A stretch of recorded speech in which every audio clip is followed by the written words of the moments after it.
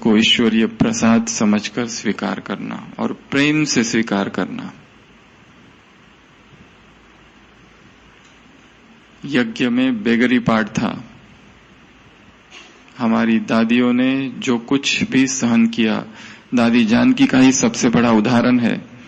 74 में जब दादी गए विदेश और कुछ साल रहकर आए, जो साड़ी पहन कर गए थी दादी, वही साड़ी थी।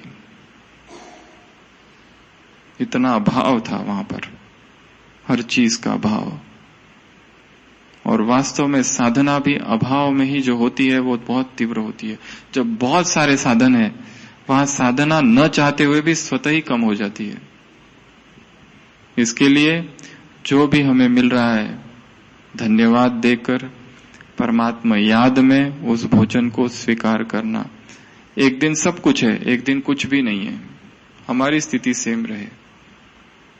जैसे वो उदाहरण दिखाते हैं दो साधुओं का, कि दो साधुओं की झोपड़ी गांव में थी। एक गांव में इतना जोर से आंधी तूफान आया कि आधी झोपड़ी तो पूरी उड़ गई, नष्ट हो गई। एक साधु जब शाम को लौट के आता है और देखता है कि ये क्या, गांव में कितने चोर और गांव में कितने झूठे लोग हैं, चोर है, उन सब के घर ठीक है और हमारा ही घर तूने उजाड़ दिया। हम ही मिले तुझे, जो तुझे दिन रात याद करते हैं, तेरे लिए सन्यास लिया, तूने इतना भी नहीं बचाया हमारी, कम से कम झोपड़ी तो बचाना था। कंप्लेंट्स। कुछ समय के बाद दूसरा साधु आता है और झूमने लगता है और गाने लगता है और धन्यवाद देने लगता है कि हे प्रभु, इतनी आंधी और इतनी तूफान में भी तूने आधी झोपड़ी रखी, कितना ध्यान है तुझे हमारा। मन की स्थिति देखो दोनों की कैसी है। वैसे ही यज्ञ का भी ऐसा ही एक उदाहरण है। दो भाई बहुत सेवा की दिन भर, बहुत पुराना उदाहरण है। दिन भर सेवा की, रात में पहुंचे भंडारा में, तो देखा सब्जी नहीं है, रोटियां टुकड़े टुकड़े, जो बचे हुई रोटियां थी बस वो टुकड़े थी। तो पहला जो सेवाधारी था इतना क्रोध से भर गया, पहले तो सारे दिन भर सेवा करो और उसमें भी कुछ भी नहीं बचा है। ये भी क्या है, क्या यही इसके लिए मधुबन में आते हैं कि हम लोग सेवा करने? कम से कम खाने को तो कम से कम ठीक मिलना चाहिए। बाबा कम से कम इतना तो देखो कि हम जब यहाँ आते हैं, अपने घर से आते हैं, इतना पूरा छुट्टी लेकर आते हैं, उधर से सारा छोड़कर आते हैं, और ये खाने को कुछ नहीं, थाली पटक कर चला जाता है। देखता हूं अभी कल का टिकट अगर मिलता है तो वापस। बहुत हो गया इधर, कोई पूछने वाला नहीं है, कोई ध्यान देने वाला नहीं है, उधर ही सेवा ठीक है। दूसरा भी भाई आता है, दोनों ने सेवा की है और दूसरा देखता है कुछ भी नहीं है। पहले तो बहुत धन्यवाद देता है बाबा को कि जहां सब कुछ खत्म हो गया, उसके बाद भी रोटियों के ये टुकड़े रखे, वो भी तोड़ कर रखे मेरे लिए। केवल रोटी नहीं, वो भी तोड़ने की भी जरूरत नहीं है। एटीट्यूड कैसा है? Attitude of gratitude. Attitude should be of gratitude. कृतज्ञता का भाव है। जो भी मिल रहा है ईश्वरीय प्रसाद है, प्रभु कृपा है। दुनिया वालों को तो कुछ भी नहीं मिल रहा है। देखो यहां की झोपड़ियों में जाकर, ज्ञान की तो बात छोड़ो, जीवन की जो दैनंदिन आवश्यकता है वो भी पूरी नहीं हो रही है उनकी। हमारा भाग्य कितना है, हमें सब कुछ मिला है, उसके लिए कभी हमने धन्यवाद दिया? बहुत कम। उठते ही सबसे पहले तो धन्यवाद भी देना है भगवान को कि तुमने जो कुछ दिया है उसके लिए धन्यवाद। अहोभाव जिसको हिंदी में कहा जाता है, ऐसे अहोभाव से, ऐसे धन्यवाद के भाव से, कृतज्ञता के भाव से स्वयं को भरना है। क्योंकि बात कृतज्ञता की आई, 2 मिनट के लिए, 3 मिनट के लिए सभी अलर्ट होके बैठ जाएंगे। एक गीत बजेगा,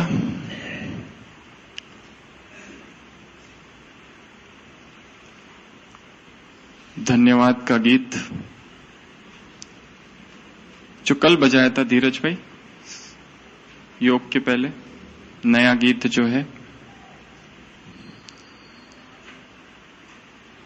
तो स्वयं को आत्मिक स्वरूप में स्थित करना और बाबा ने हम पर क्या क्या उपकार किए हैं सारा याद करो। यदि वो हमको हमारे जीवन में नहीं मिलता तो आज हम कहां होते। हमको याद है एक बार हम नकी घूम रहे थे तो अचानक एक मरीज मिल गया, पेशेंट हमारा कोई पुराना, हम तो भूल गए थे बहुत पहले। वो अचानक आके कहने लगा, डॉक्टर साहब पहचाना क्या? तो हमें याद नहीं आया, बहुत पुराना कोई मरीज था। उसने कहा हमारी माँ वहां पर हॉस्पिटल में भर्ती थी और वो बहुत सीरियस थी, वेंटिलेटर पे थी, फिर वो बच गई, फिर आपने उसको जीवन दे दिया और आप नहीं होते तो मेरी माँ नहीं बचती। उसने ऐसा वाक्य हमसे कहा। उतना कह के हमने भी कहा हाँ ठीक है ठीक है, मतलब हमको तो याद ही नहीं आया वो कौन है, इतना पुरानी बात थी वो, और वो चला गया। अब उसने जो बात कही कि आप नहीं होते तो मेरी मां नहीं बचती, अब हमारा चिंतन चालू हुआ, बाबा यदि तुम ना होते तो मैं कहां होता। और वो नकी घूमते घूमते ऐसे, जब मुझे लगता है लगभग 50 पॉइंट्स निकल गए होंगे। तो उसी स्वरूप में स्थित होना है। मुझको इतना सम्मान दिया, बीच में है ना इसमें, तो फिर से आत्मिक स्वरूप में स्थित हो जाना और बाबा ने हम पर क्या क्या उपकार किए हैं, क्या क्या दिया है, स्थूल में भी जो कुछ दिया है, सूक्ष्म में तो बहुत कुछ दिया है, उन सभी के लिए एक बार दिल से बाबा को थैंक्स, धन्यवाद देना। हमेशा क्या कंप्लेंट ही करते रहोगे? भक्ति में एक भगवान मंदिर का अपने भक्तों से कहता है कि हमेशा ही मांगने के लिए आते हो, कभी मिलने के लिए भी आया करो। तो हम चले अभी शिव बाबा से मिलने और उसको दिल से, हृदय की गहराई से, प्राणों के अंतस से उसको धन्यवाद दे।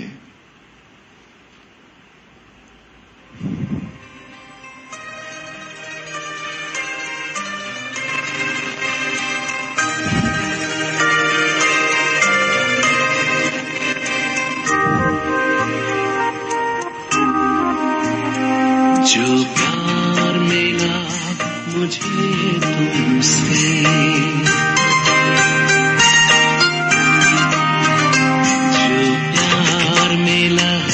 मुझे तुमसे, वर्णन करूं मैं कैसे मुख से। जो प्यार मिला मुझे तुमसे, वर्णन करूं मैं कैसे मुख से। ये दिल जानता है बाबा, दिखता है जो नैनों के नूर से।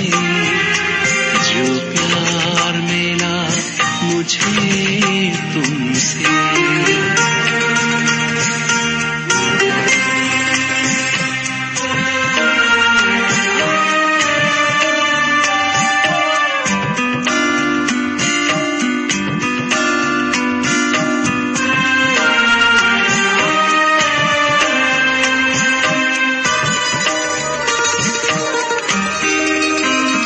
मुझको इतना सम्मान दिया मेरे लाडले कह दुलार जिया।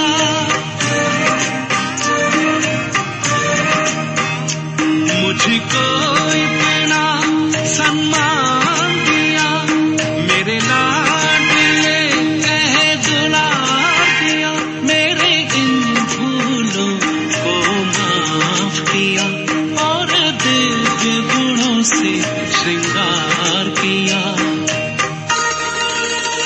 सांसों में समाए हो बाबा, भूल सकते नहीं तुम्हें भूल से।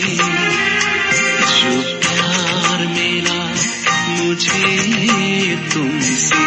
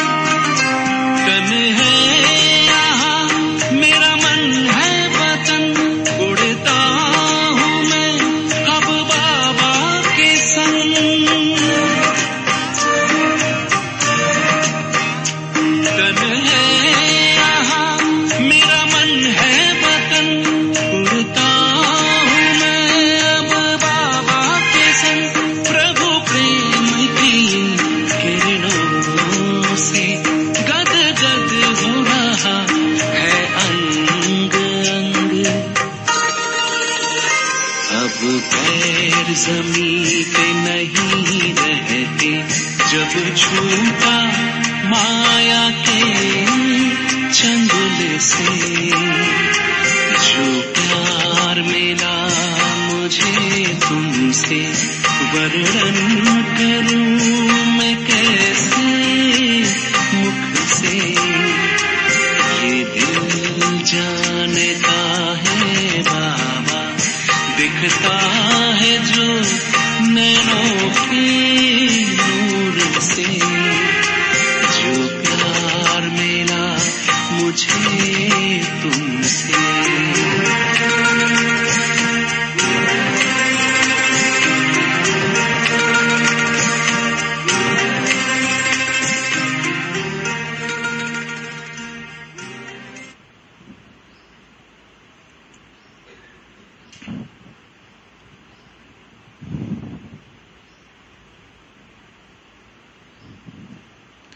ईश्वरीय प्रेम में आंखों से आंसू आ जाना,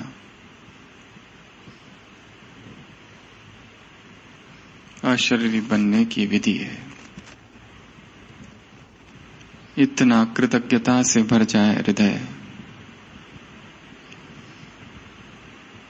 कि उसके अतिरिक्त संसार में सब कुछ व्यर्थ दिखाई देने लगे। कोई इंसान हमारी क्या मदद करेगा, कोई मनुष्य हमें क्या दे सकेगा, जो वो दे सकता है कोई नहीं दे सकता। सब देख लिया, सबको जान लिया। जो कुछ प्राप्ति होनी है एक ही से होगी। एक का बनने में ही सर्व प्राप्तियां है। ये जो भाव है बहुत गहराई से अपने हृदय में उतारना है और रोज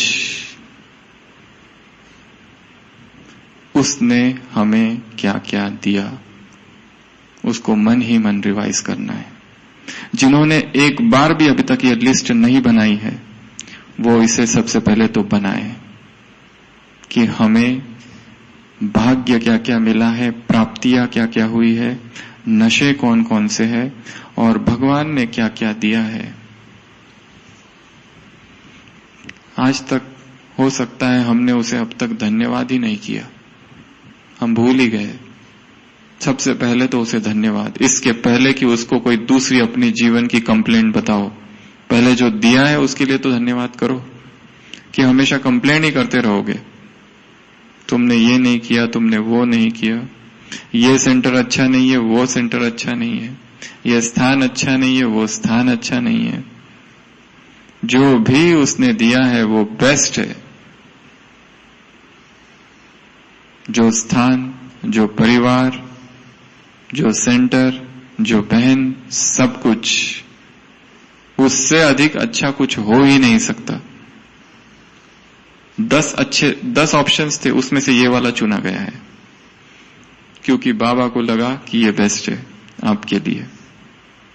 और भी परिवार थे जहां आप जन्म ले सकते थे, पर बाबा को लगा ये परिवार सबसे अच्छा है।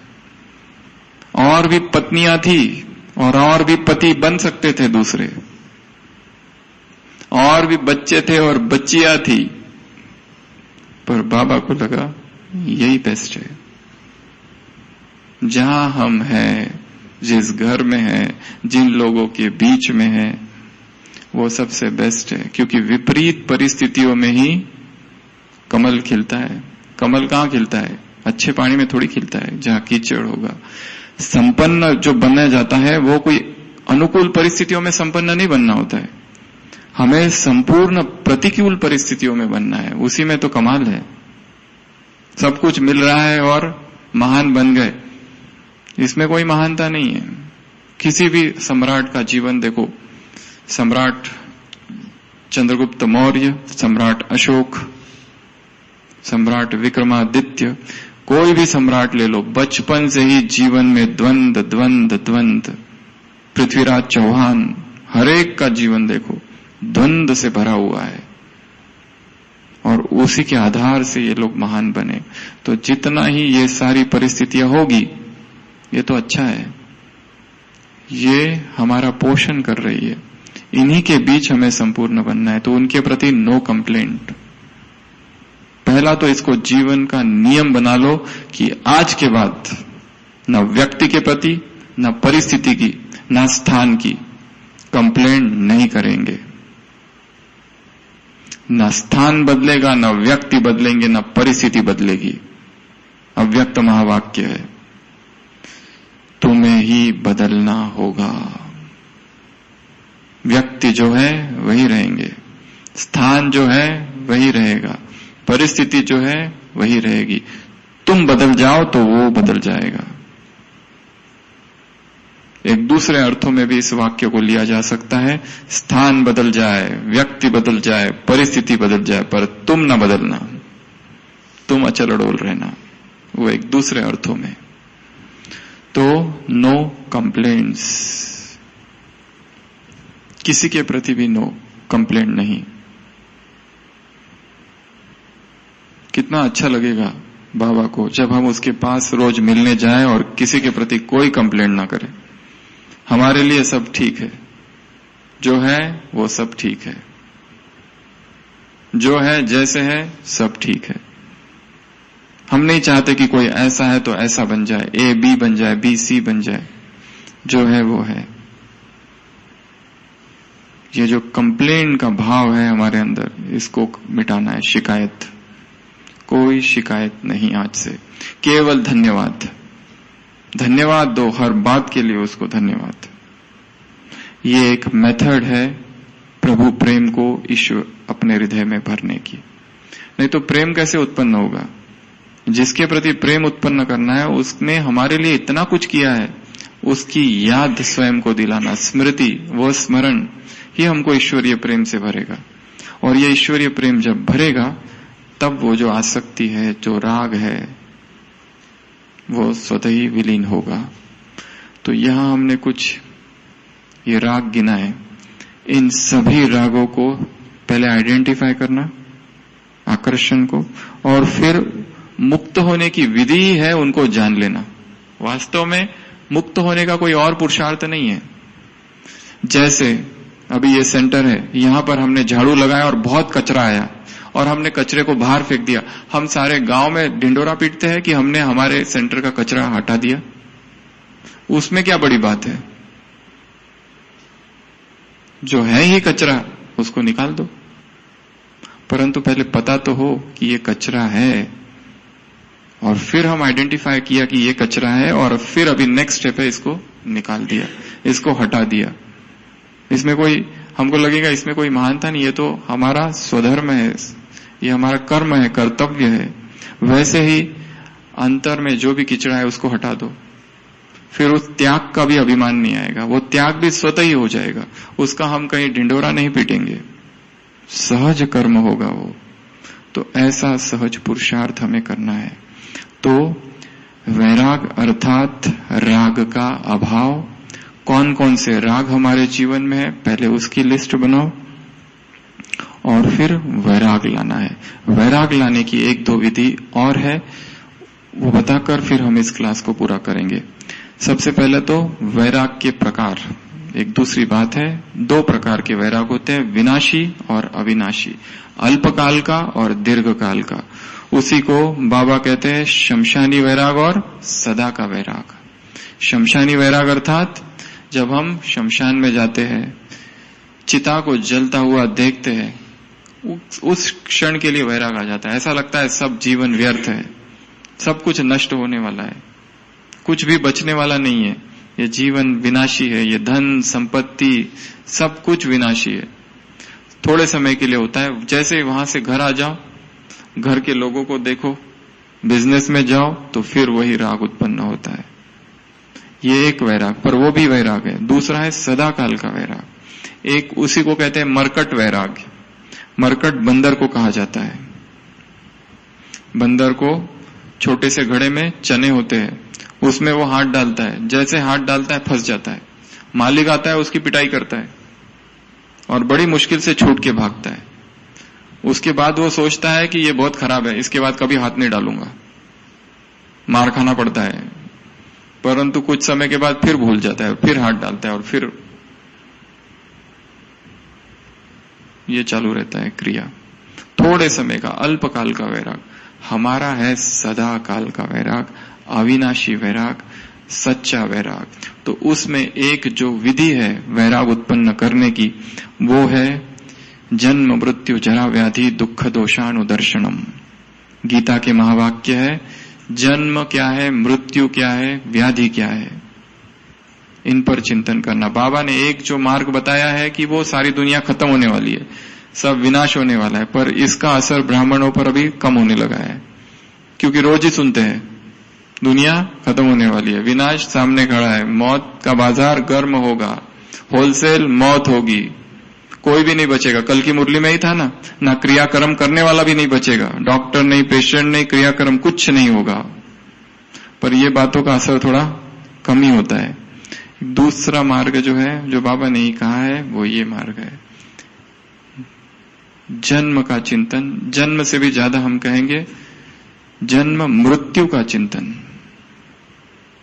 अपनी ही मृत्यु को देखना। सोचो हम मर गए, अर्थी सजी है और हमको लेके जा रहे हैं, क्या क्या चर्चा कर रहे हैं लोग, उसके तरफ थोड़ा ध्यान दो। हम मर चुके हैं, अर्थी पर हम हैं, और लोग अब चर्चा कर रहे हैं। क्या चर्चा कर रहे हैं? कोई कह रहे हैं अच्छा था, कोई कहता है अच्छा हुआ गया, बहुत तकलीफ देता था। जरूरी नहीं है सब अच्छा ही कहेंगे, कोई कह रहे हैं, कोई मन ही मन सोच रहे।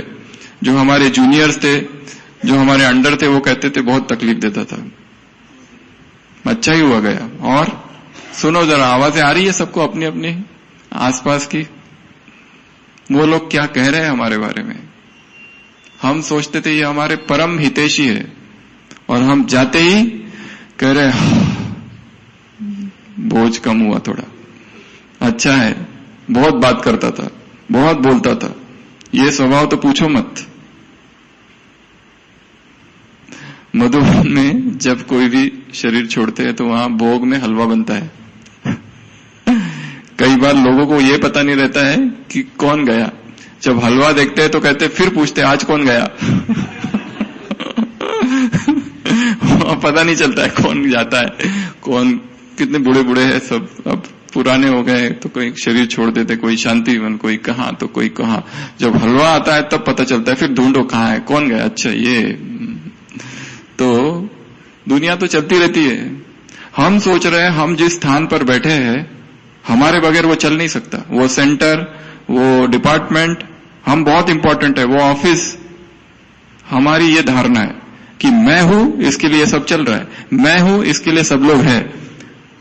हो सकता है तुम्हारी ही वजह से सेवा रुकी है।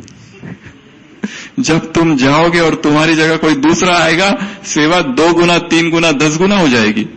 फिर पता चलेगा कि तुम ही बाधा थे, और हम सारा जीवन ही इस भ्रम में जिए कि मैं हूं, मैं अपना तन मन धन लगा के एक एक पाई जोड़कर सब कुछ कर रहा हूं। मेरे ऑफिस में अगर मैं निकल जाऊं तो क्या हो जाएगा सबका। हो सकता है तुम्हारी जगह तुम्हारा दूसरा जो आएगा वो कई गुणवान होगा, कई गुना अच्छा होगा। हमको एक हमारे बारे में बात याद आ रही है। जब हमने ग्लोबल हॉस्पिटल ज्वाइन किया तो हमारे पहले एक डॉक्टर थे वहां पे, डॉक्टर वाधवा, अभी दिल्ली में है, बहुत अच्छा उनका स्वभाव है।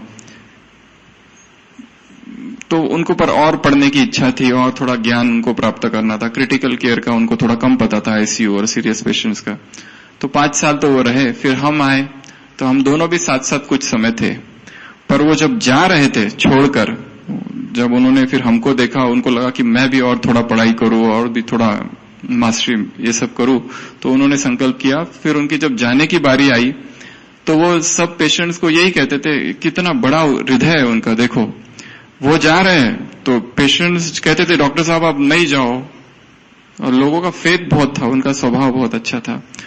तो वो सबको कहते थे मेरी जगह जो आ रहे हैं ना वो मेरे से 2 गुना अच्छे है। ऐसा कहना, ये बहुत बड़ा हृदय चाहिए इसके लिए। जहां हम इंचार्ज है और हम जा रहे हैं, और ये कहना कि मेरी जगह जो आएगा वो मेरे से 2 गुना अधिक एक्सपर्ट है, ये बहुत बड़ी चीज हमको लगी उनके बारे में। तो हम बात कर रहे थे मृत्यु की। तो हमारी जगह हो सकता है जो आए हमसे कई गुना अधिक अच्छा हो, और हम सारा जीवन इसी भ्रम में थे कि हम ही बहुत अच्छे सेवादारी है। हमसे अच्छा सेवादारी तो कोई है ही नहीं, इनकी पालना के निमित्त हम ही है। चाहे डिपार्टमेंट, चाहे सेंटर, चाहे घर गृहस्थी, कुछ भी हो सकता है, कोई भी क्षेत्र हो सकता है, चाहे मधुबन, कहीं पर भी ऊपर से नीचे तक, यहां पर या संसार में कहीं पर भी हो सकता है हम भ्रम में जी रहे हैं। कई योग्य आत्माएं हैं जो राह में देख रही है, या बाबा सोच रहे ये हटे तो मैं इनको रखूं। मृत्यु का चिंतन, अपनी ही मृत्यु को देखना। फिर है बीमारी। हॉस्पिटल में जाके देखो जरा, जाओ जनरल वार्ड में, गरीब लोग देखो किस हालत में है। कहां है ये देह का सौंदर्य? सोचते हो ना ये बहुत सुंदर है, कहां है? सोचते हो कोई बहुत सुंदर है, कहां है सौंदर्य? बीमार होने के बाद कहां रहता है सौंदर्य? कैसी कैसी बीमारियां हैं संसार में।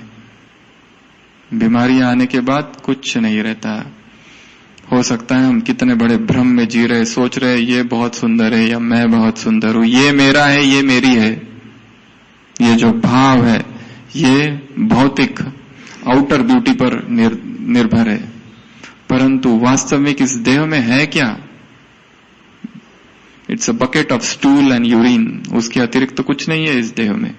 ये जो ऊपर का है बस यहीं तक है। Beauty is but skin deep, इससे ज्यादा ब्यूटी कुछ नहीं है। और सारी ही चेष्टा है इस देह को देखने की है संसार में। काम वासना का आधार ये देह है, परंतु वास्तविक है क्या ये देह? उसकी वास्तविकता तो देखो, हड्डी मांस मलमूत्र से भरा हुआ देह है ये। और कैसी हालत हो जाती है, जाकर देखो उस जनरल वार्ड में कैसे नीचे सोते हैं लोग, जगह नहीं है। ऐसी ऐसी बीमारियां हैं, किडनी गई, हार्ट गया। बर्न्स वार्ड में जाकर देखो, बर्न वार्ड होता है ना, जले हुए, 80% बर्न, 90% बर्न, कैसे चिल्लाते हैं रात रात भर। 20%, 30%, जितने कम परसेंट हो उतना दर्द ज्यादा होता है वास्तव में। चिल्लाते रहते हैं रात भर, कितने पेन किलर्स दो, चेहरा खराब। हमारे हॉस्पिटल में एक बार एक मरीज को उसके रिलेटिव लाके छोड़ के गए, बाद में 2 महीने कोई देखने ही नहीं आया,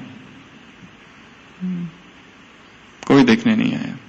ये जीवन का सत्य है। कौन चाहता है, कौन चाहेगा कि ऐसी पत्नी हो? वो पति आया, मिल के गया, डॉक्टर साहब करके बाद में कभी आया ही नहीं, और जो एड्रेस लिखा के गए थे वो भी झूठा। यही वास्तविकता है इस संसार की। जन्म, मृत्यु, जरा, जरा अर्थात बुढ़ापा। बुढ़ापा भी एक रीति से व्याधि ही है। बूढ़ा होने के बाद क्या हालत हो जाती है लोगों की, कोई देखता नहीं, कोई पूछता नहीं। संसार भर में जितने ही वृद्धाश्रम है वहां जाकर देखो, वो घर भी नहीं जाना चाहते वहां बूढ़े लोग, क्योंकि घर में तो हालत बहुत खराब है। वो सोचते यही ठीक है, यहां कम से कम ये जो आश्रम वाले देखते तो है, वहां तो कोई नहीं देखता, ना तो बेटा पूछता है ना बेटी पूछती है, पड़े रहते हैं। ये जीवन का सत्य है। और हम इस क्षणिक भोग और के प्रति आसक्त है, इस देह के प्रति। बूढ़े व्यक्ति में कहां सौंदर्य है, देखो जरा। चल नहीं पाता है, दांत गिर जाते हैं, सुनाई नहीं देता, देख नहीं पाते, दूसरों का आधार ले लेके चलना पड़ता है। उसमें भी कितनी बार गिरते हैं, कभी बाथरूम गिरते, कहीं कहां गिरते, हड्डियां फ्रैक्चर होती है, दर्द होता है, कोई मिलने नहीं आता, कोई देखने नहीं आता, पड़े रहते हैं। देखे तो देखे, बेड सोर्स, पीछे घाव हो जाते हैं। ये जीवन की वास्तविकता है, और हम इस देह में आसक्त है, इस देह को देखना चाहते हैं। क्या है इस देह में ऐसा? कुछ भी तो नहीं है।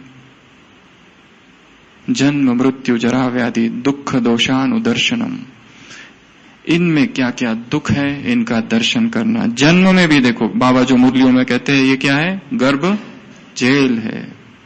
बार बार गर्भ के गड्ढे में जाकर आत्मा गिरती है।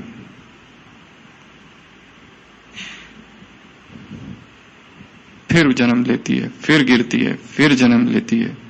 पुनरपि जननम पुनरपि मरणम पुनरपि जठरे जठरे शयनम।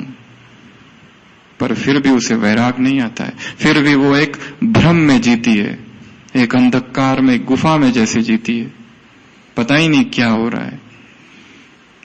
वैराग अर्थात प्रकाश, वैराग अर्थात जागृति, वैराग अर्थात स्व के स्वरूप में स्थित हो जाना।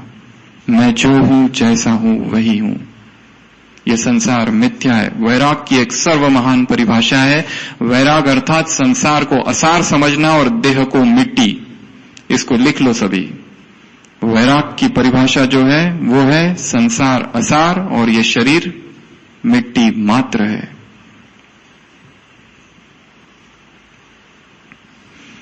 क्या करते आए अब तक? कल की मुरली अव्यक्त वाणी, कल संडे की अव्यक्त वाणी में बाबा ने बहुत अच्छी एक बात कही है। मिट्टी को ही देखते आए और मिट्टी से ही खेलते आए अब तक। और किया क्या तुमने? बाप को देते क्या हो तुम? तुम्हारे पास है क्या देने के लिए? सुदामे के सूखे चावल, चावल वो भी सूखे और उसमें भी मिट्टी मिली हुई, ये तुम देते हो बाप को।